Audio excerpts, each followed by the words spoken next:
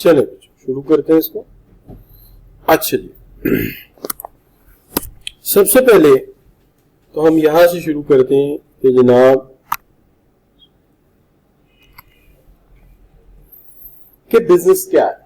कल ये बात हुई थी बिजनेस किसको हम कहते हैं, तो हमने डिफाइन किया था कि कोई भी तिजारत, ट्रेड या कॉमर्स, ट्रेड और कॉमर्स का फर्क थोड़ा सा बताया था कि ट्रेड होता है buying and selling of goods, और कॉमर्स वो होती है इसमें ह्यूमन बीइंग भी इन्वॉल्व होते हैं, डीलिंग एंड मार्केटिंग भी शामिल होती है।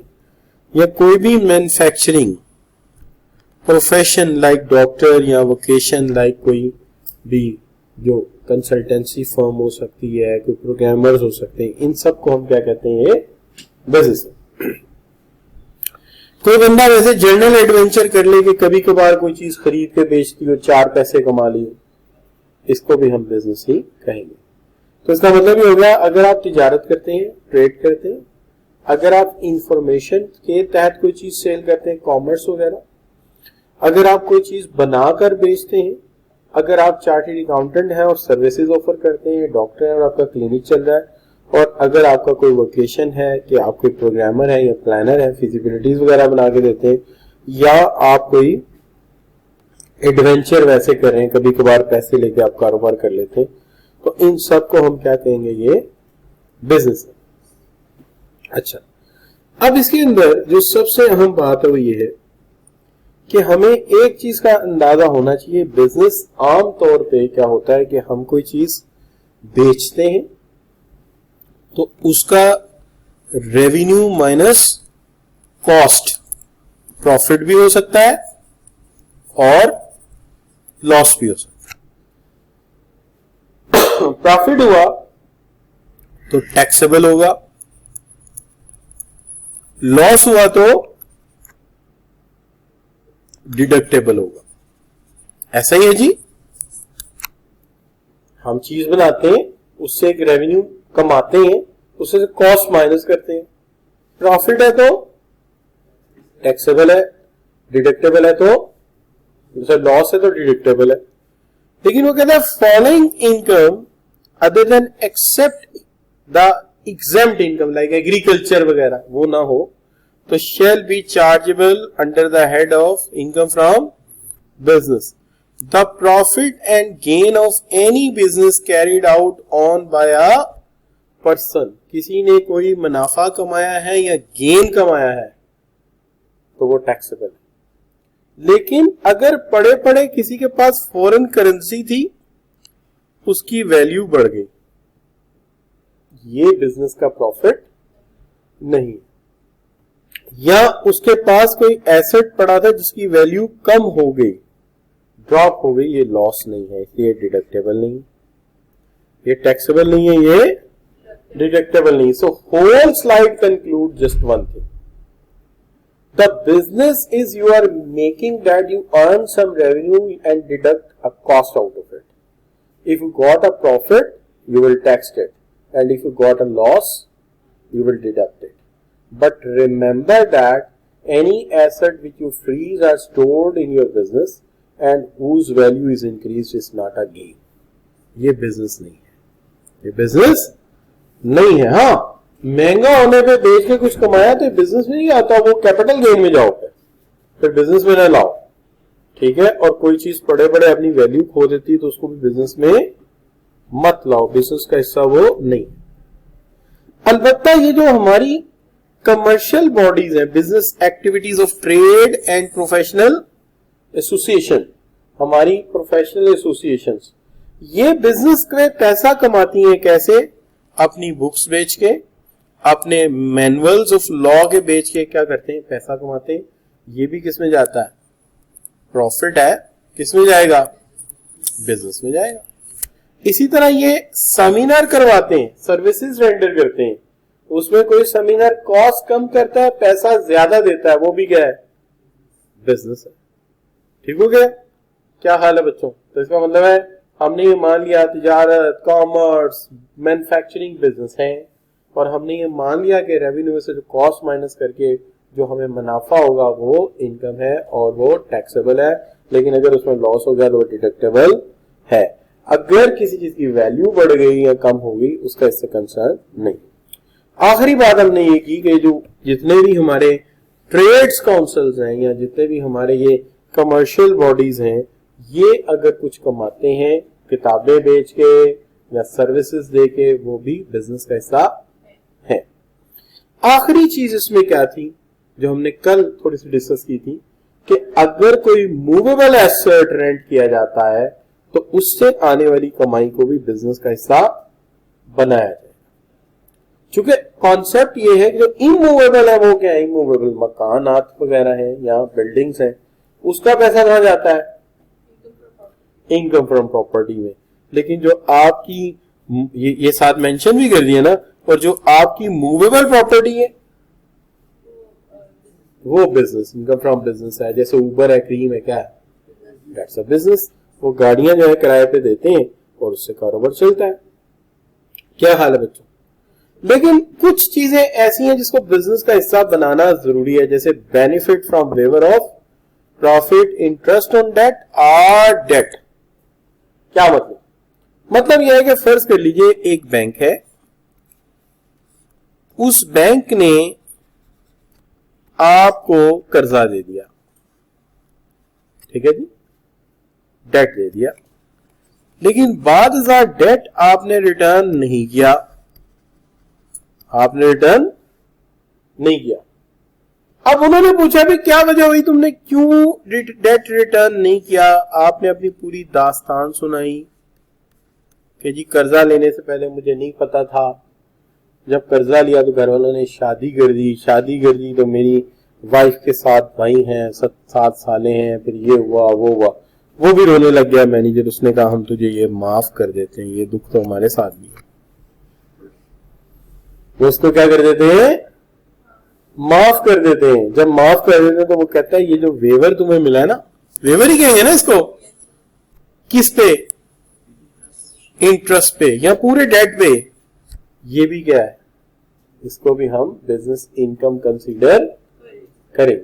और लिखता कैसे, कहता है fair market value of any benefit, कोई बेनिफिट तुम्हें मिला उसकी फेयर मार्केट वैल्यू या परक्विजिट मिला arising from the past, present या आर पर्सपेक्टिव बिजनेस रिलेशनशिप, तो क्या होगा, उसको इनकम माना जाएगा। कहता है it may or may not be convertible into money, the benefit include waiver of interest, ये भी बिजनेस में माना जाएगा। ऊपर वाला सेंटेंस साथ आ जाएगा ना जिसके अंदर ये टैक्सेबल है।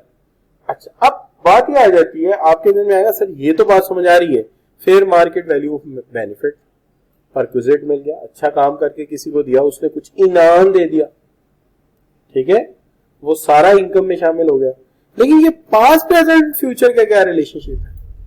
पास्ट में आपको याद होगा मैंने एक दफा एक मिसाल दी थी बशीर दारुल माही वाली, कि आपने मछली खा ली और फिर आप पैसे देकर नहीं आए, दोस्त आपने समझा दोस्त ने दे दिए, उसने समझा इसने दे दिए किसी ने भी नहीं, लेकिन बाद में पता चला कि किसी ने भी नहीं दिए और आपने जाके पैसे दे दिए, तो ये क्या है, पास्ट, पहले के पैसे। और अगर अभी अभी माफ किए हैं तो क्या हो गया, प्रेजेंट।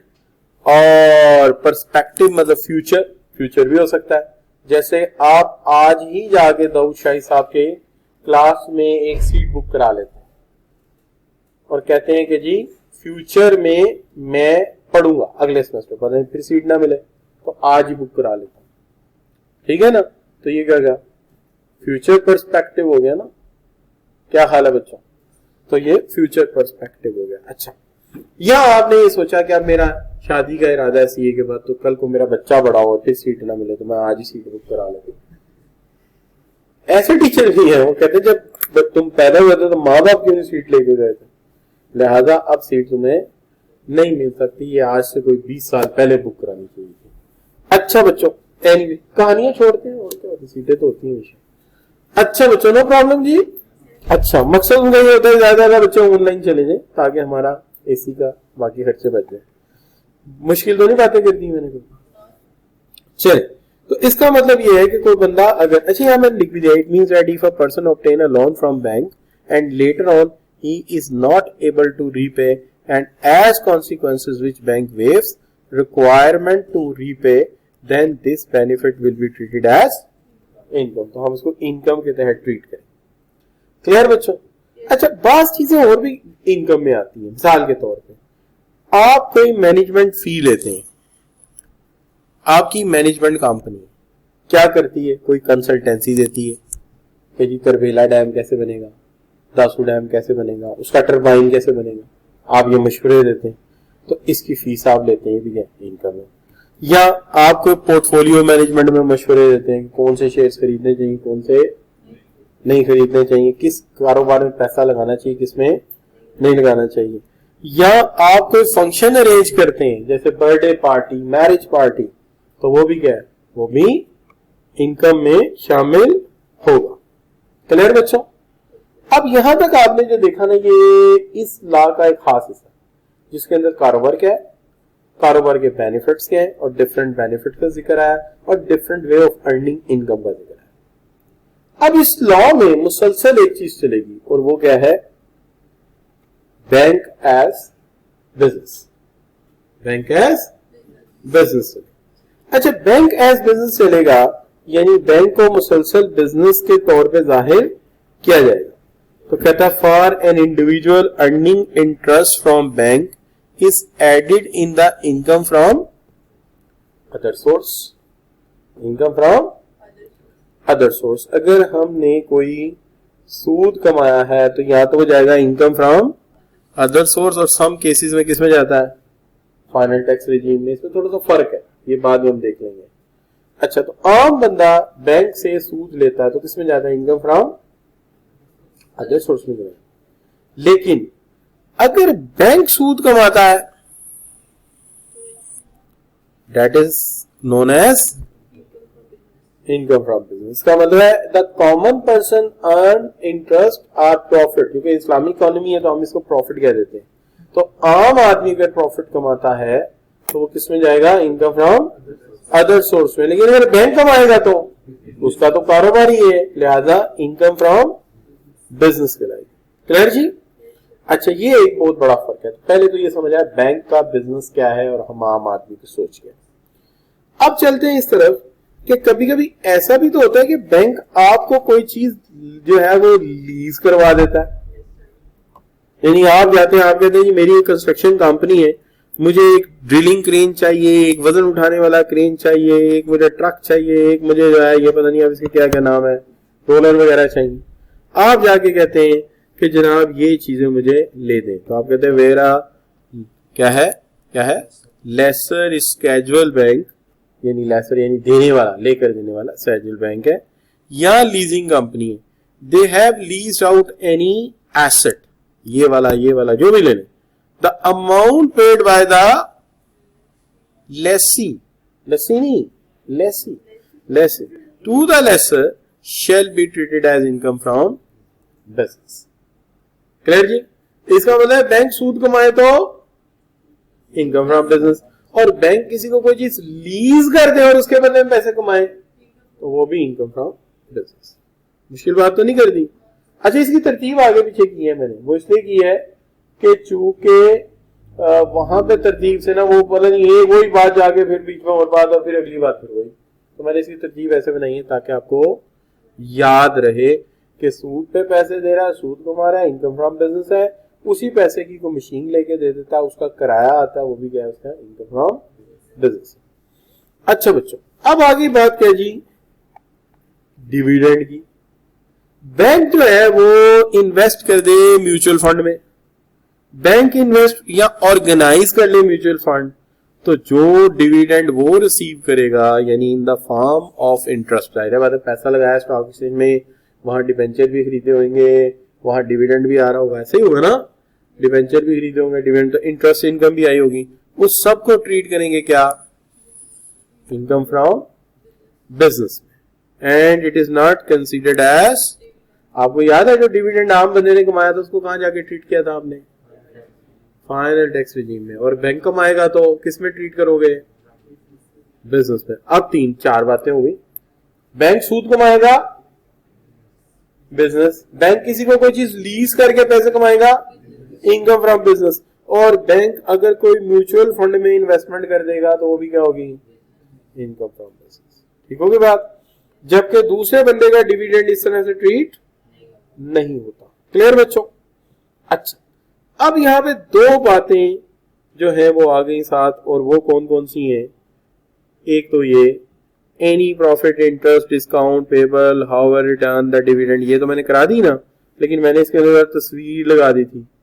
और any service fee on debt including fee paid for credit not utilize. क्या मतलब? मतलब ये है कि एक बंदा बैंक के पास आया, आके उससे कहा कि बैंक भाईजान मुझे पैसों की जरूरत है। उन्होंने कहा जी आपको पैसे मिल सकते हैं हमारे नजदीक, लेकिन आपको एक फॉर्म डी फुल करना होगा और इसके साथ आपको 50,000 फीस जमा करानी होगी। क्योंकि ये बड़ा लोन है तो हमें असेसमेंट करनी पड़ेगी कि क्या आप इस काबिल हैं या नहीं। तो हम जिस टीम को ये देंगे वो आपसे असेसमेंट फी भी लेगी, फिर आपको हम सीमेंट फैक्ट्री का पूरा लोन दे सकते। आपने कहा खैर है यार कोई बात नहीं, देते हैं 50,000 रिस्क पे। तो आप लोग कहते हैं ठीक है, आपने वो पैसे उससे ले लिए।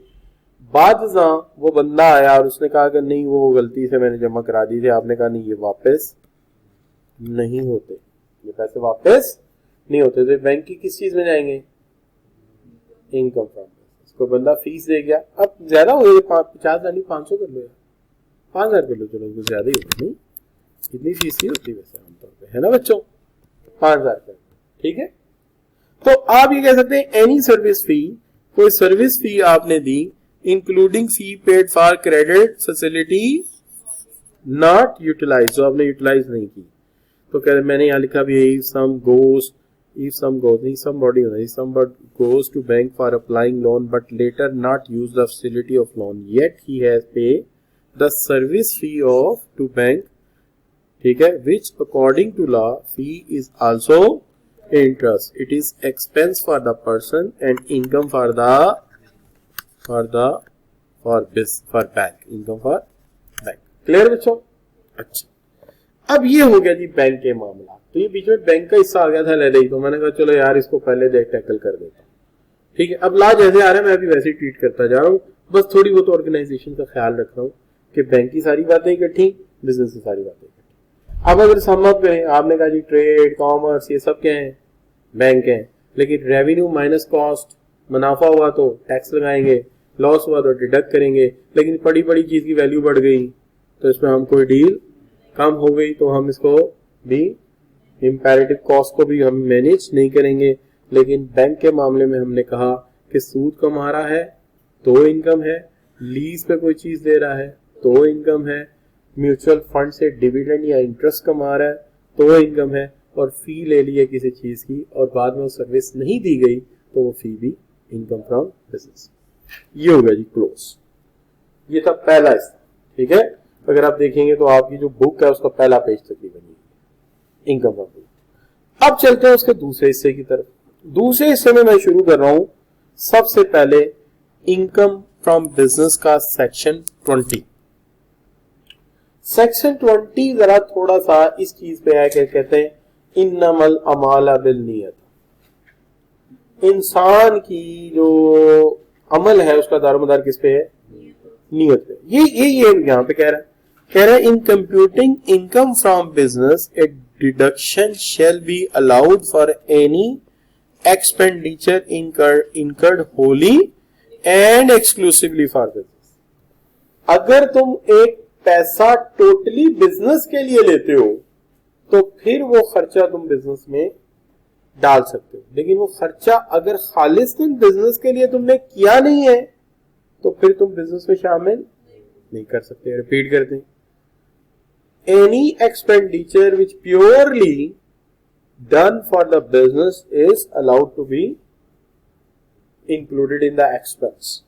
दोबारा बोलते हैं कि वो खर्चा, वो एक्सपेंडिचर जो आपने बेयर किया है एक्सक्लूसिवली फॉर बिजनेस, उसकी डिडक्शन की सिर्फ इजाजत है, बाकी की इजाजत नहीं है। तो आप आसान भी लिख सकते हैं, अगर लिखना चाहें deduction is allowed only the expenditure purely made for business. Expenditure who is sincerely and only for business is deductible, ऐसे भी लिख सकते हैं. ठीक है जी. अच्छा, अब इसकी एक मिसाल देते हैं. मिसाल ये है कि ए मिस्टर अमजद है, बहुत बड़े आदमी. इन्होंने सोचा यार कोई ढंग की गाड़ी ले लें, कब तक सिटी चलाते रहेंगे, कब तक ऑटो चलाते रहेंगे. तो इन्होंने ये गाड़ी के लिए कर्जा ले लिया बैंक से. बैंक ने देखा कि ठीक है यार बंदा तो मलंगा आदमी है लेकिन पैसे वैसे हैं इसके पास, उन्होंने कर्जा दे दिया. किसके लिए? गाड़ी के लिए. अब जो कर्जा मिल गया इनको दे दिया कि जाओ भाई गाड़ी ले लो. ये रास्ते में आ रहे थे, एकदम इन्हें ख्याल आया कि यार कस्टमर बड़ा बोल रहा था, वो जब कुर्सी पे बैठा, कुर्सी से बड़ी ठीक चुकी बातें आई, उसने कहा यार को ढंग का फर्नीचर तो ले लो. तो यार गाड़ी का क्या है, गाड़ी तो कभी भी आ जाएगी, जरा अच्छा फर्नीचर ऑफिस को दे देते, कारोबार चलेगा, गाड़ियां आ जाएंगी. ठीक है जी. तो कहता है कि mister Amjad has obtain a loan from bank for purpose of purchasing new car. क्या? पर्सनल यूज के लिए. However, he used the loan for purpose of purchasing some furniture for his shop. He cannot claim the deduction because loan is not exclusively obtained for the purpose of acquiring business asset. तो इसकी deduction की इजाजत नहीं होगी. तो वह कर्जा गाड़ी के लिए लिया था तो एक्सपेंडिचर उधर का था, ये एक्सपेंडिचर इधर होगा और इसका इंटरेस्ट तुम मांगोगे तो इसका इंटरेस्ट तुम्हें इजाजत नहीं है, क्योंकि कर्जा और काम के लिए था, यूज और काम के लिए किया तुमने.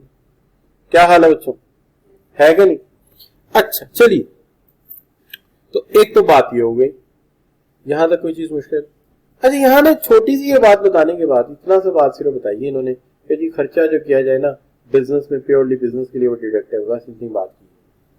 आगे जाके इन्होंने लाइफ स्टॉक की बातें शुरू कर दी. लाइफ स्टॉक की बातों में इसने सबसे पहले बात की गाय की. गाय देखी कभी आपने? नहीं देखी? देखी कैसी होती है? दो सींग होते हैं, बड़ी गहरी आंखें होती हैं, आंखों में इसके बड़े गम होते हैं. देखी कभी गाय आप? अच्छा चले ठीक. ये लेकिन मैं मझ की बात नहीं कर, मझ काली होती और गाय किसी भी रंग की हो सकती है ना बच्चों. तो कहते हैं कि इफ अ पर्सन, एक बंदे ने, if a person uses animal for business not as stock, not that stock के तौर पे नहीं, एनिमल स्टॉक के तौर पे नहीं. क्यों? कि काऊ दो तरह से ली जाती है. एक काऊ को खरीदता है, क्या कहते हैं उसको, वड कसाई. वड कसाई टोके वाला, ये वाला टोके वाला ये टोका देखा? ये मुस्तफा कुरैशी नहीं है, ये किसाब है. तो वो इसको लेता है ना, जो जिसको आप क्या कहते हैं, इसको अब बुचर कहते हैं, क्या कहते हैं, बुशर कहते हैं, क्या कहते हैं, बुचर. तो बुचर मैन जो लेता है ना, तो वो स्टॉक फॉर बिजनेस है. और आपने अक्सर देखा होगा आजकल जो है बुचर की शॉप के बाहर एक खूबसूरत सी गाय बंधी होती है, 2-3 दिन पहले बांध देता है, और वो इसलिए बांधता है कि लोगों को यकीन हो जाए कि आपको एक खस्ता और ताजा जानवर का गोश्त खिलाया जाएगा. बल्कि बाद लोग तो उसकी तस्वीर भी खींचते हैं, सेल्फियां बनाते हैं उसके साथ, और फिर जिस दिन पकता उस दिन घर वालों को दिखाते हैं कि ये वो वाली गाय का गोश्त है जिसकी मेरे साथ सेल्फी बनी थी, है ना बच्चों.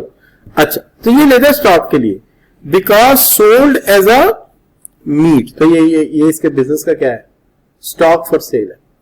लेकिन जब यही जाता है किसी फार्म हाउस में, तो वहां ये क्या बन जाता है, ये प्लांट है जो क्या करता है, मिल्क प्रोड्यूस करता है. तो वहां इसका दर्जा मशीन का है,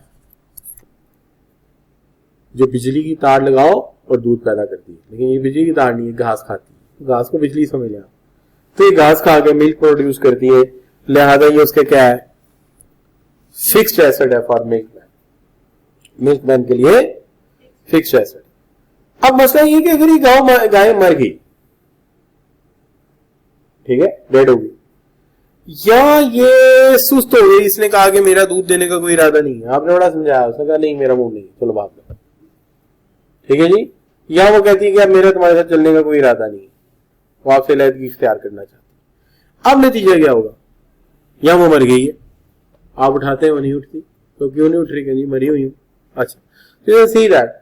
अब ऐसी सूरत में कहते हैं then sale proceed on the disposal of carcass and animal, less actual cost of animal will be allowed as deduction। जितने की बेची जितने की खरीदी थी दोनों के डिफरेंस को डिडक्टेबल बना लो, क्योंकि अगर वैसे काऊ को डेप्रिशिएट करोगे तो काऊ कहेगी मेरा वो डेप्रिशिएट होने का नहीं है, वो तो बड़ी बड़ी बातें करेगी, मैं ब्राजील से आई हूँ, मैं न्यूजीलैंड से आई हूँ, मेरे पापा वहाँ के बड़े मशहूर वो क्या नाम लेते हैं, मतलब वो अपनी कहानी सुनाएगी, वो डेप्रिशिएट थोड़ी होगी।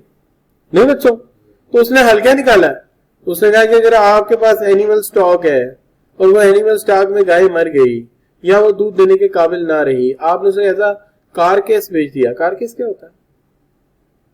Dead body. Dead body, dead body बिक जाती है ना, उसकी खाल उतार के जूते बन जाएंगे, गोश्त उसका काट के बिल्लियों को खिला दें, और अगर ना पता लगे तो समझ गया बात। अच्छा, तो कहने का मतलब वो बिक जाता है, काफी महंगा बिकता है, ऐसी बात नहीं है। अच्छा, और अगर वो दूध नहीं देती है, वो फंडर गांव बनी, फंडर कहते हैं, फंडर गाय बन गई, तब भी वो बिक जाती, किसी न किसी काम तो आ ही जाती। क्या हाल है, चले उसका गोश्त लजीज नहीं होगा, कीमा बना दें, कीमा तो चल ही जाता है, तो होटलों में जो कीमा आप खाते हैं आलू कीमा अक्सर वो इसी का होता है। अच्छा बच्चों, तो कहता है कि डेप्रिशिएट तो हो नहीं सकती, जितने की खरीदी थी जितने की बेची उसका डिफरेंस डाल दें। अब इसके लिए हम एक सवाल बना लेते हैं। देखिए, एक बंदे ने गाय खरीदी, ये दो, जब खरीदी तो देखें कैसी खूबसूरत गाय थी, और मंगवाई कहां से थी? कमाल is in the business of selling fresh milk. Two of the cows in the fleet are not producing milk as per, so he has decided to sell these cows। दो गायें जो हैं वो इस तरह की हो गई, बाद में कौन सी हो गई? इस तरह की हो गई, वो उधर से शायद आपको नजर आ रही हो, बड़ी सूखी सी पसलियों वाली गाय। तो फिर उसने क्या किया, ये उसने इंपोर्ट की थी कहां से? ऑस्ट्रेलिया से। जब आई होगी क्या शान होगी, लोग दूर दूर से देख रहे हैं, वो ऑस्ट्रेलिया की गाय आई है। 2 साल बाद, 2 साल पहले कितने की खरीदी थी? 80,000 की, और अब बेच कितने की रहा है? 40,000 की। तो ये क्या हो गया, उसका नुकसान हो गया बच्चों। तो कैसे लिखें इसको ऐसे लिखें कि कंसीडरेशन है इसका 40 मल्टीप्लाई बाय 2 काओ 80,000, ठीक है जी, और कॉस्ट जो आई थी वो आई थी 80,000 एक गाय की।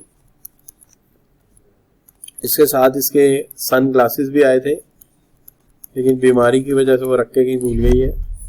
अच्छा बच्चों, तो 80,000 ये है डिडक्टेबल, ठीक है, डिडक्टेबल। मशीनें डेप्रिशिएट हो सकती हैं, ये डेप्रिशिएट नहीं हो सकती। इसका आसान सा असूल बता दिया। क्लियर बच्चों? नो प्रॉब्लम जी। अच्छा, आप देखिए मैं कहां से चला था, बिजनेस से चला था, बैंक पे आया और गाय पे पहुंच गया, काम ऐसे ही चल रहा बस आज। अच्छा बच्चों, चलिए वापस चलते हैं, गाय काफी हो गई।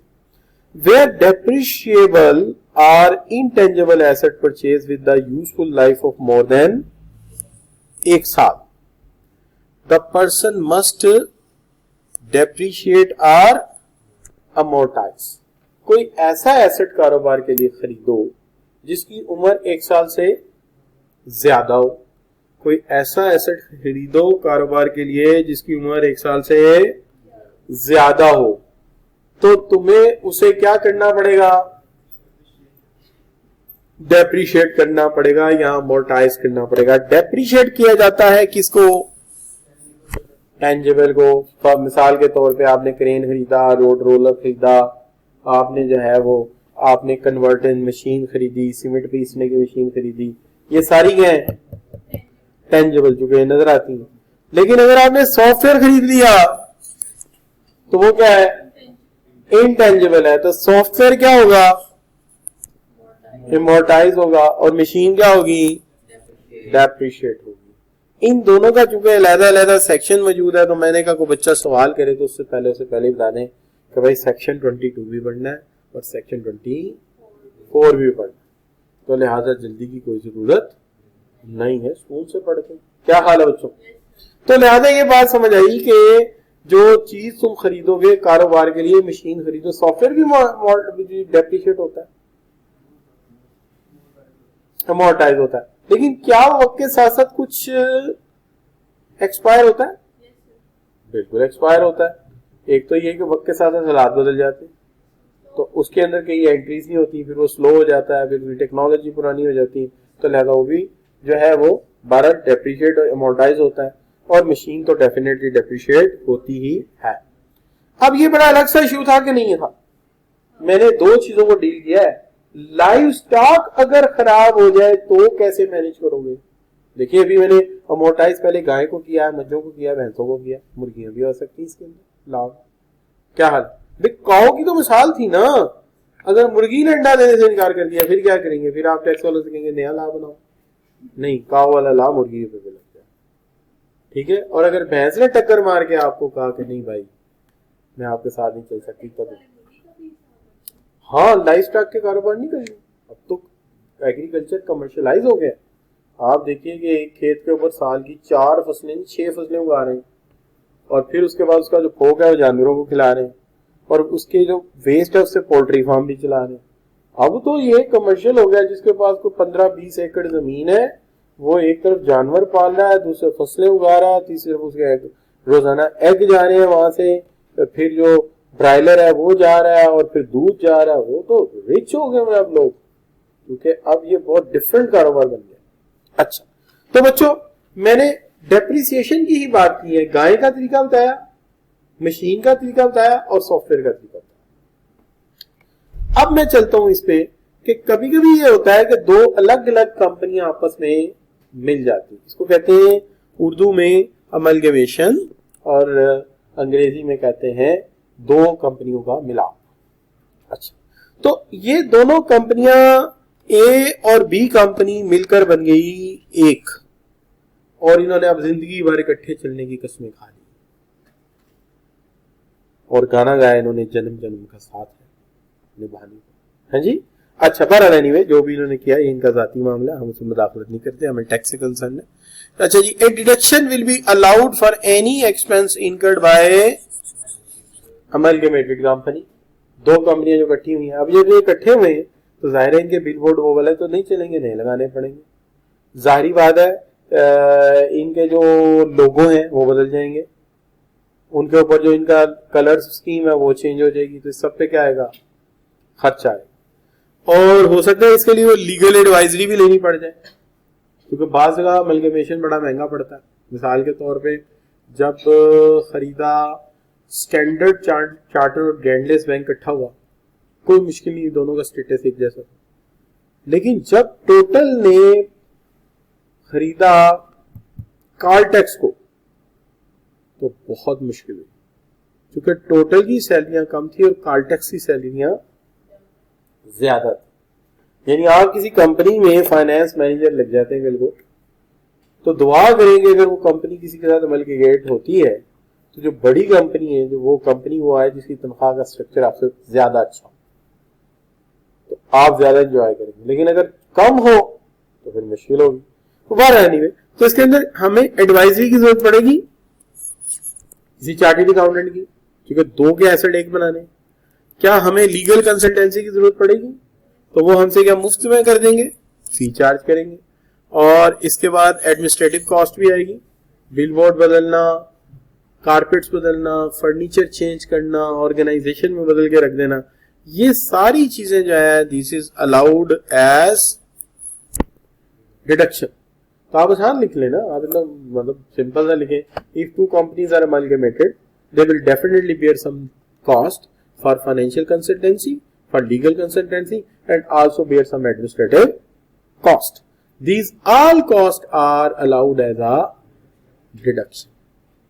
These all costs are deductible. ऐसे these all costs are deductible. Clear बच्चों? तो देखिए मैंने आपके साथ कौन कौन सी बातें कर ली हैं, जरा गौर करें। मैंने आपके साथ बात की है किस किस चीज की? शाबाश।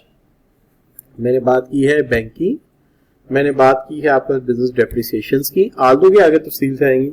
और एक बात कर ली कि जब दो कंपनियां आपस में मर्ज हो जाती हैं, अमलगमेशंस हो जाती हैं, ये की। अच्छा बच्चों, अब मैं आपके साथ जो बात करने वाला हूं बड़ी अहम, बहुत इंपॉर्टेंट।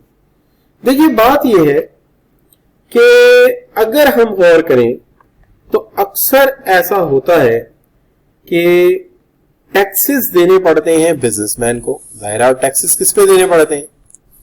टैक्सेस देने पड़ते हैं किसको? बिजनेसमैन को। और किस पे देने पड़ते हैं?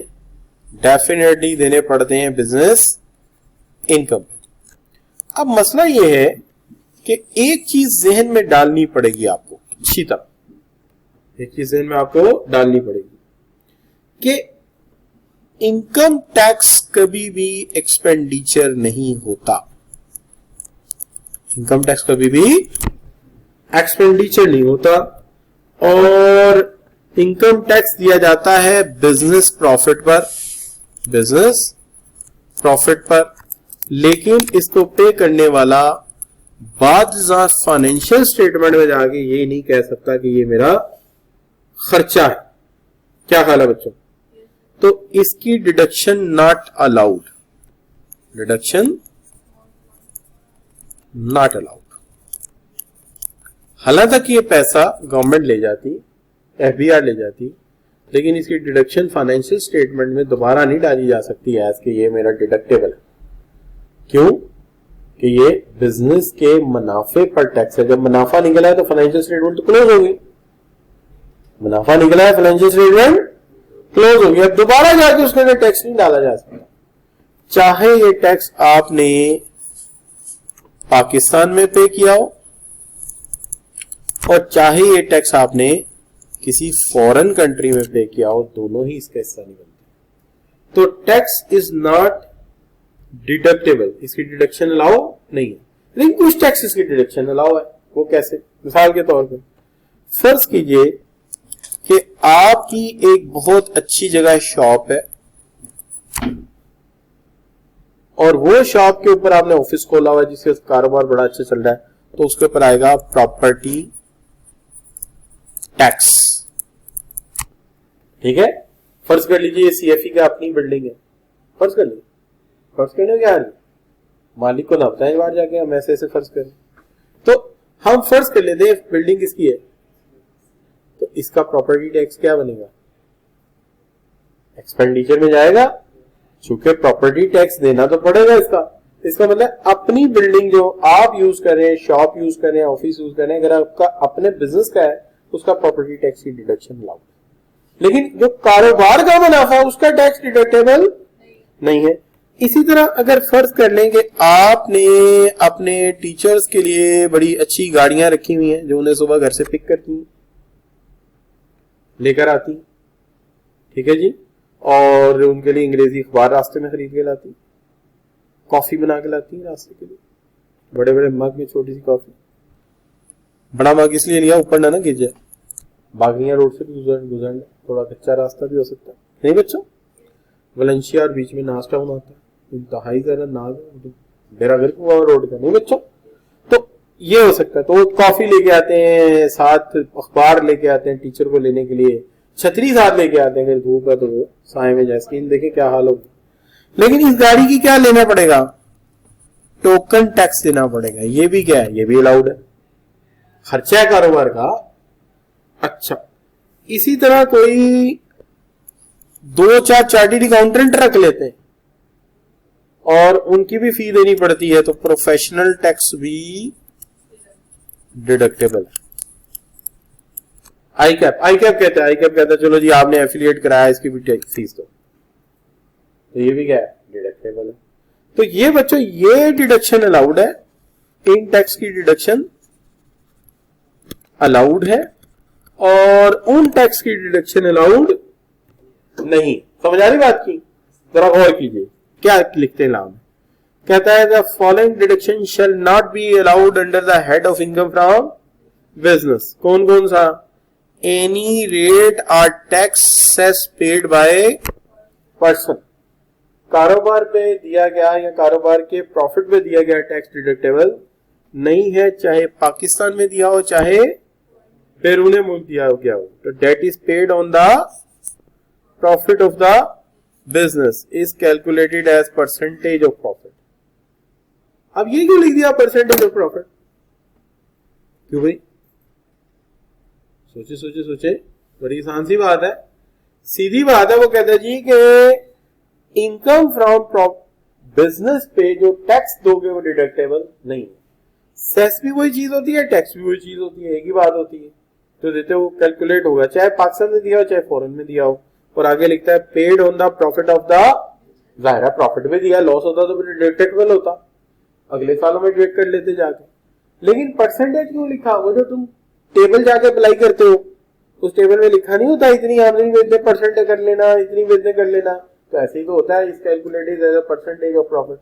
तो परसेंटेज ऑफ प्रॉफिट में होता है जिस कंपनी का कम मुनाफा हो उस पर कम होता है, जिसका ज्यादा उस पर ज्यादा होता है। क्लियर बच्चों? बात बिल्कुल क्लियर है। चलो पक्की पानी याद करो। फर्ज करो एक बंदा है, उसका नाम है, टैक्स ईयर चल रहा है 2022, इसका नाम है अब्दुल्ला साइकिल, अब्दुल्ला साइकिल बनाने वाले, ठीक है जी। इन्होंने सेल्स किया, सेल्स जरा कम लिख लेता हूं यार, ये हजारों में करते हैं। सेल्स की है 10,000 की जी, सेल्स की है 10,000 की। सैलरीज इन्होंने दी है, फर्ज कर लीजिए 4,000, ठीक है, थाउजेंड्स ऊपर मैंने कर दिए, थाउजेंड्स में 4 मिलियन। और इन्होंने टोकन पे किए हैं किसके? गाड़ियों के, अपनी 1,000 के, ठीक है। तो इसके ऊपर इन्होंने इनकम टैक्स भी दिया है अपना, तो इनकम टैक्स पेड है इनका 1,500, ठीक होगी बात? अब देखिए सीधी बात है, सेल्स काउंट होगी, बिल्कुल होगी, सेल की है इन्होंने कितनी? 10 मिलियन, 1000 में ना डेटा। अच्छा सैलरीज दी है लोगों को, सैलरीज खर्चा होती हैं क्यों बच्चों? सैलरीज खर्चा होती हैं, तो ये हम क्या करेंगे, 4,000 माइनस कर दें, खर्चा है, सैलरीज खर्चा है। अच्छा टोकन टैक्स जो गाड़ियों के दिए हैं वो क्या है? खर्चा है, एक्सपेंडिचर। लेकिन जो बिजनेस में इनकम टैक्स दिया है वो खर्चा है? नहीं, वो खर्चा नहीं है, जो डिडक्टेबल नहीं है। लिहाजा 5,000 यहां पे जो आएगा ये क्या बन जाएगा? प्रॉफिट, नेट प्रॉफिट या नेट इनकम। ठीक होगा बच्चों? नो प्रॉब्लम जी, सही होगी बात? तो इसलिए हम टैक्स को कभी भी इस तरह से नहीं मानते। क्लियर बच्चों? No problem. अच्छा एक चीज और याद रखनी है, वो क्या? अगर फर्ज करें कि हम एक कारोबारी इदारा है, वी आर अ बिजनेसमैन, वैसे यहां तक ठीक है कि आगे चले? ठीक है? थके कि शुरू से थके हुए थे? 2 मिनट रह गए, 3 मिनट नहीं, कम है यार, चीज जरा बड़ी है थोड़ी। अच्छा बस मैंने ये बताना है कि बात ऐसा होता है कि आप पेमेंट्स करते हैं, जैसे आपने पेमेंट की सैलरीज की, तो आपकी जिम्मेदारी है कि सैलरी देते वक्त टैक्स डिडक्ट कर लें, विद होल्ड कर लें। इसी तरह अगर आपने स्टील खरीदा साइकिल्स के लिए, तो आपकी जिम्मेदारी है पेमेंट करते वक्त क्या करें? टैक्स विद होल्ड कर लें। ये निजाम इसलिए बनाया गया है कि अगर कोई बंदा टैक्स नेट में नहीं भी आना चाहता तो वो टैक्स नेट में आ जाए। जब टैक्स डिडक्ट हो जाएगा तो अल्टीमेटली उसको रिटर्न फाइल करनी पड़ेगी। चलिए इस पे बात हम कल कर लेंगे, लेकिन आज के लेक्चर का लुब्बे लुबाब क्या हुआ? आज के लेक्चर का लुब्बे लुबाब ये हुआ कि सबसे पहले तो हमने ये समझा कि बिजनेस होता क्या है। तो हमें पता चला बिजनेस क्या होता है,